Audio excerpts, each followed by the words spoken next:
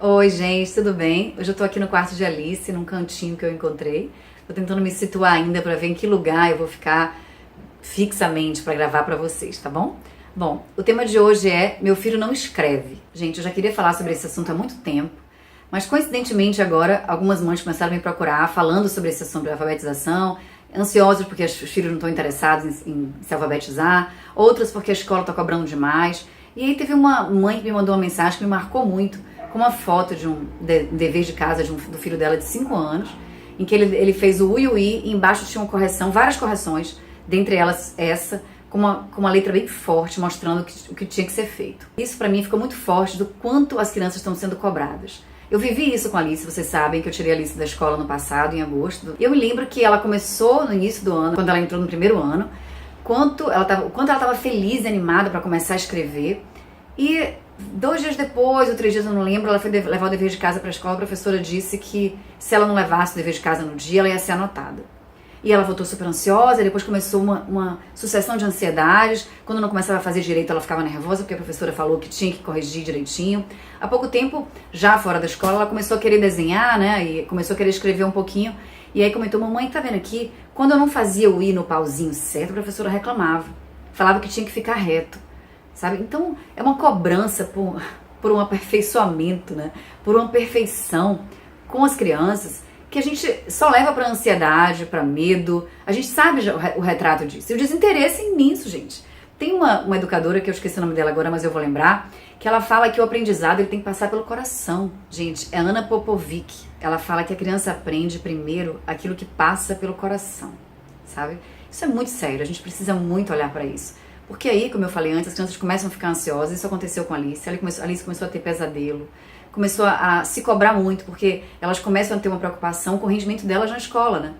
Se elas não estão correspondendo àquela expectativa, não estão conseguindo fazer aquilo tão perfeito, então peraí, se eu não fizer perfeito, eu não sou aceita, eu sou anotada, meu nome vai para um quadro. Isso aconteceu com a Alice, o nome dela ficou num quadro junto com outras crianças, porque ela não tinha entregado o dever no dia, enfim. E aí a gente se distancia cada vez mais de uma introdução na alfabetização de uma maneira tranquila e leve, né? E aí eu acho que a gente precisa olhar para essa ansiedade, sabe? Que ansiedade é essa? Não vai ler e escrever?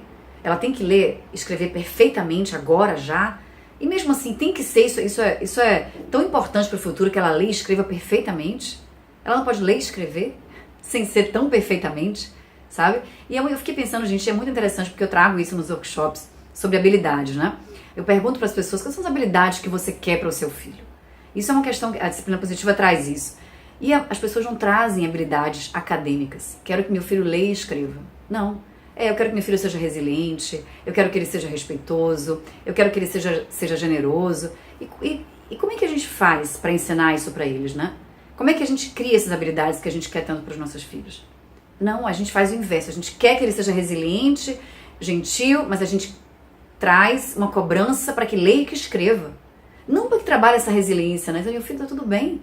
Se você errou agora, você tem outra oportunidade. Esses dias eu fiz um vídeo até falando um pouco sobre uma ferramenta da disciplina positiva, que é decida o que você vai fazer. E pra mim o momento mais lindo do que eu vivi foi ter dito pra Romeu, ele saiu, fez um monte de coisa, vou deixar pra vocês aqui o link. E aí quando eu voltei, ele falou, mas eu não vou poder mais ir pro parque. Não, a gente vai poder ir pro parque de novo. Os erros são ótimas oportunidades de aprendizagem, né? A disciplina positiva traz isso. E eu levo isso como lema pra mim, sabe?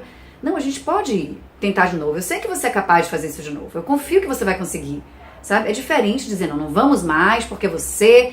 Enfim, a mesma coisa com esse processo, sabe? É olhar para as crianças, confiar que elas são capazes, deixar que isso... E, sinceramente, gente, cair para cima da escola. A escola precisa mudar. O modelo que está aí não está legal. A gente vem num movimento muito grande de escolas que estão surgindo com uma outra pegada, ainda é muito pequeno, mas as escolas, elas têm uma necessidade muito grande de entupir as crianças de informações. Elas têm uma cobrança do MEC. As crianças que estão no primeiro ano, elas já estão com foco no Enem.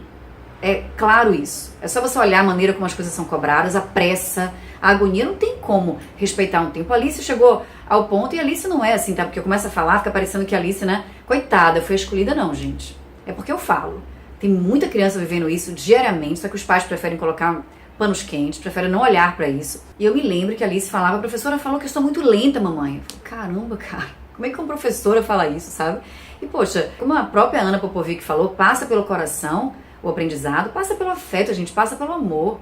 sabe? Pelo vínculo que a gente tem com aquela pessoa que tá ali. Eu me lembro que ela ficava preocupada em a professora gostar dela e não gostar dela, sabe? Então, como é que você pode cobrar de uma criança e falar que ela é devagar? Aquilo é muito sério para a vida dela. E aí, que muitas pessoas me trazem essa questão, Jana, mas a criança precisa entender que tem regra, ela tem que estar na escola, ela tem que aprender. Tá, esse é o meu questionamento maior, mas ela está em processo de formação. Que regra é essa? Sabe, como é que eu posso respeitar uma regra que está consolidando o ser, né? A pessoa, formando, construindo ela. Isso pode ter danos para o resto da vida. Aí as crianças vivem um dia a dia de correção de erro, né? De uma cobrança enorme para satisfazer os egos dos professores e dos pais. E as crianças? Não olham para a saúde física nem mental das crianças. O negócio é se informar, é aprender, sabe? E aí você vê um monte de criança com várias questões.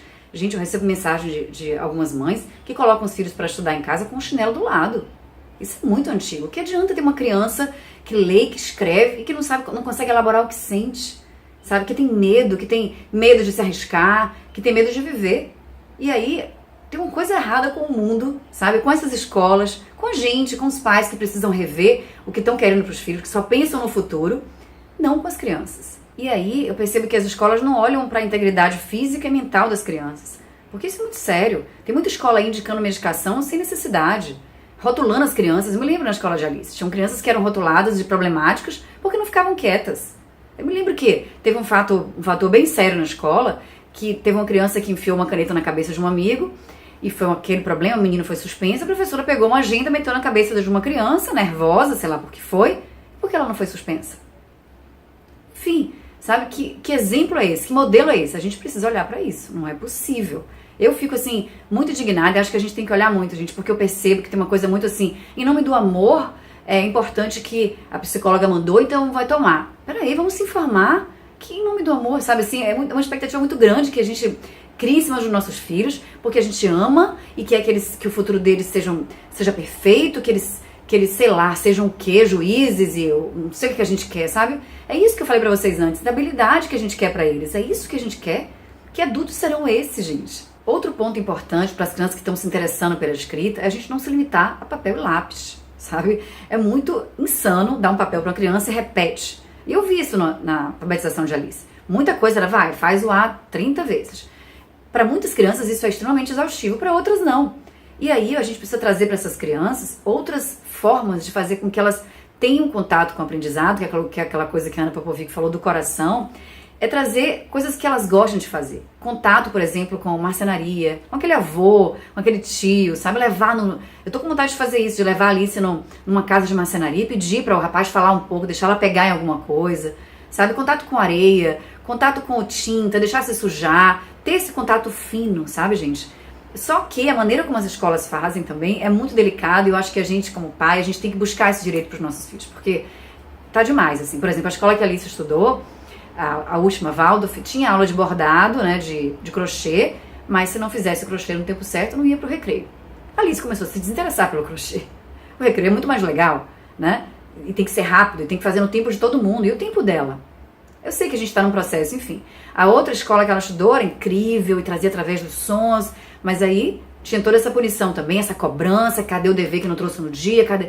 Enfim, então eu acho que assim, que a gente precisa olhar muito para isso, sabe, gente? Que regras são essas? O que a gente está querendo para os nossos filhos? Que habilidades a gente deseja para eles? Que escola é essa? E buscar esses direitos. E assim, não adianta a gente ter escolas que tragam toda essa ludicidade, aulas de marcenaria, aula de costura, escolas que sejam bilíngues, que já tragam outra língua, né? Escolas que tragam alfabetização de maneira inovadora, se não olha para o comportamento. Eu acho que o nosso retrocesso está aí, em não saber lidar com a criança, com o comportamento da criança. A gente precisa se informar. Eu vou deixar para vocês aqui o link do vídeo da Finlândia, em que eu falo um pouco sobre isso, do quanto o que mais me surpreendeu nessa viagem, que é com relação ao comportamento, de como a gente precisa olhar para isso. Bom, a disciplina positiva, ela traz isso, gente, ela traz um formato para a sala de aula, uma maneira de conscientizar o educador, de conscientizar os pais, de amenizar, diminuir essa ansiedade com os pais. Que habilidades são essas que vocês querem tanto para os filhos de vocês? Sabe? Que formato que a gente pode fazer? De que maneira a gente pode fazer em sala de aula para que as crianças colaborem? Vamos fazer com que elas cumpram, com que elas construam as regras juntos? Como é que a gente pode fazer com que a criança se sinta aceita, importante, dentro da sala de aula? O professor precisa... Como é que cria esse vínculo, né? De afeto, esse canal do amor para o aprendizado. Um outro ponto é a pausa. Tem muita coisa que se pode trazer para a sala de aula, para esse ambiente tem que ser bom.